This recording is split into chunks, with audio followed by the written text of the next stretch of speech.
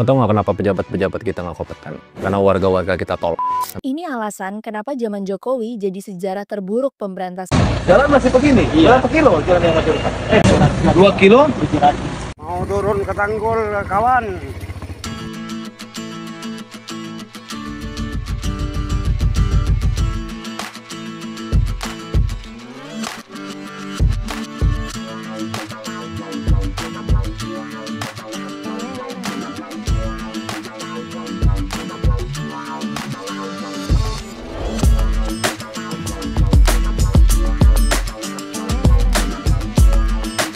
Assalamualaikum warahmatullahi wabarakatuh. Berjumpa kembali dengan Romlia Pratama. Teman-teman sahabatku semuanya, gimana kabar kalian? Mudah-mudahan kalian semuanya baik-baik saja beserta keluarganya di sana. Teman-teman sahabatku semuanya, buat kalian yang baru gabung, yang baru nonton video ini, silahkan di subscribe dulu, di like, di komen guys. Buat teman-teman sahabatku yang udah mendukung support channel ini, terima kasih. Mudah-mudahan kalian semuanya diberikan keberkahan umur, keberkahan rezeki, dimudahkan segala urusannya, baik urusan dunia maupun urusan akhirat. Amin ya rabbal alamin. Teman-teman sahabatku semuanya, seperti biasa guys, kita akan nge-reaction beberapa video yang lagi viral di sosial media guys. Seperti apa videonya? Ini deh guys.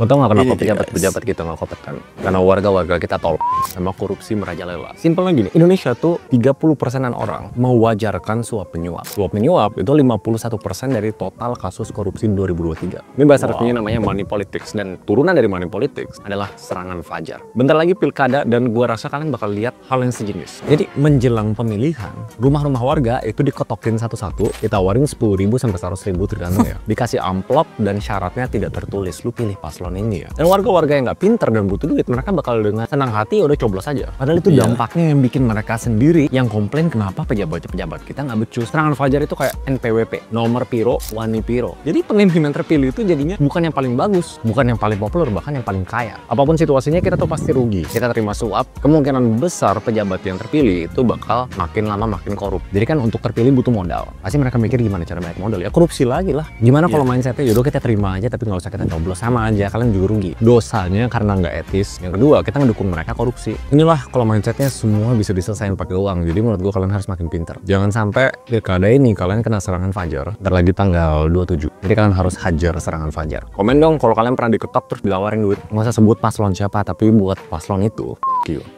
Jangan lupa tanggal 27 ini guys, kalian akan nyoblos calon pemimpin daerah kalian. Pilkada serentak tanggal 27. Itu kalian akan menyoblos pemimpin-pemimpin daerah kalian. Ya, jangan lupa guys. Khususnya nih teman-teman yang ada di Jawa Timur dan Kabupaten Jember. Ini kalian akan memilih gubernur dan wakil gubernur, bupati dan wakil bupati. Pilihlah pemimpin yang tidak menyogok kalian. Karena kalau pemimpin itu sudah menyogok kalian, sudah menyuap kalian, itu artinya kedepannya ya nggak ada apa-apa. Jangan marah kalau nggak ada apa-apa. Karena uangnya udah diambil duluan sama kalian, bener kan? Kita berlanjut ke video yang selanjutnya.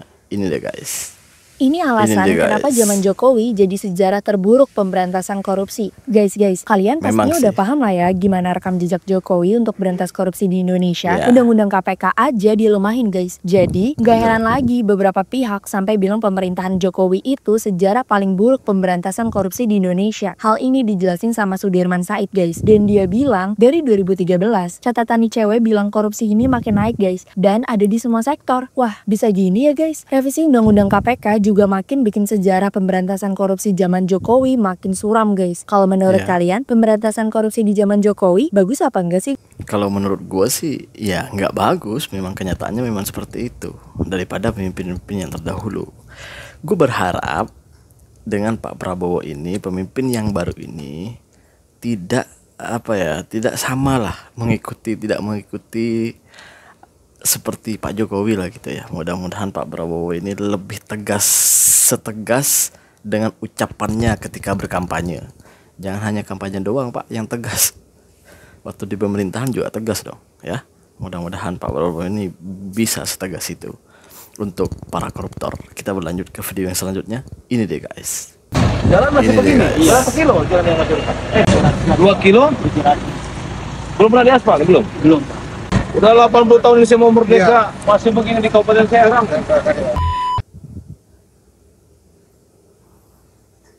Pengalaman desa tertinggal Cikedung, Kecamatan Mancak, Kabupaten Serang.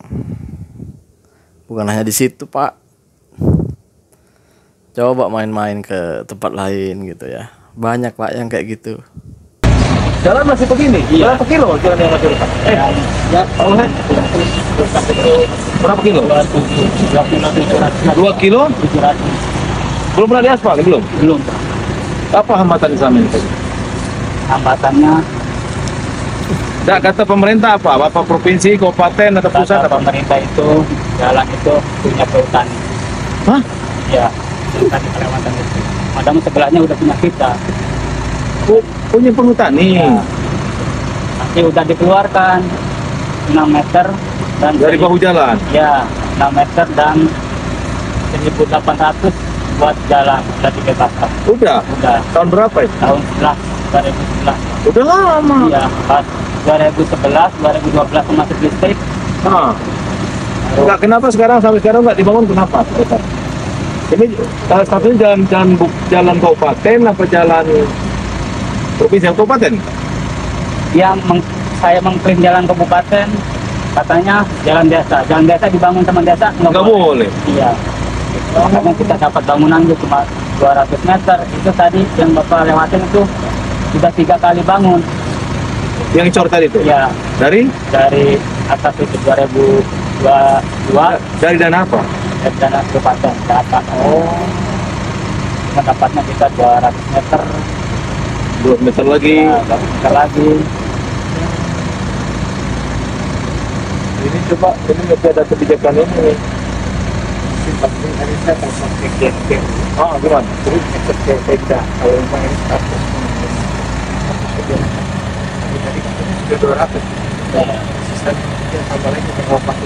Ya dia aja kali ya. Tapi kalau dengan pertani berarti kita bahas lagi. Tapi mau pertani udah? sudah keluar, Pak. Udah? Ya.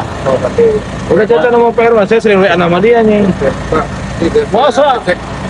Udah 80 tahun Indonesia mau merdeka, masih begini di Kabupaten Serang. Banyak, Pak, bukan hanya di situ. Jangan Pak. saya keluar. Mana handphone itu? Saya telepon Pak Menteri PU atau siapa? Makanya waktu kita ngekor itu videonya saya kirim ke Bapak itu. Iya. Nggak usah sok-sokan heran, Pak. Bukan di situ jalan, bukan hanya di situ jalan kayak gitu. Banyak lagi, Pak. Yang nggak pernah merasakan apa itu arti kemerdekaan itu masih banyak, Pak. Jangan sok-sok heran lah, sok-sok hah gitu. Ini adalah menteri dari Pak Prabowo. Ya mudah-mudahan hanya itu ya memang benar-benar nggak tahu gitu, bukan pura-pura nggak tahu. Mudah-mudahan gitu ya.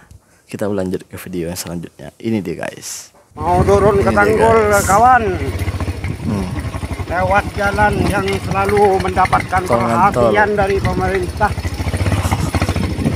Katanya. Cuman hasil dan kenyataannya yang didapat oleh warga Gendang ya seperti ini sudah, kawan.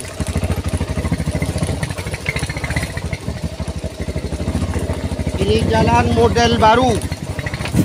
Jalan model yang baru. Seharusnya dibangun pakai aspal, kalau ini dibangun pakai air hujan Jadi sungai. seperti sungai seperti ini.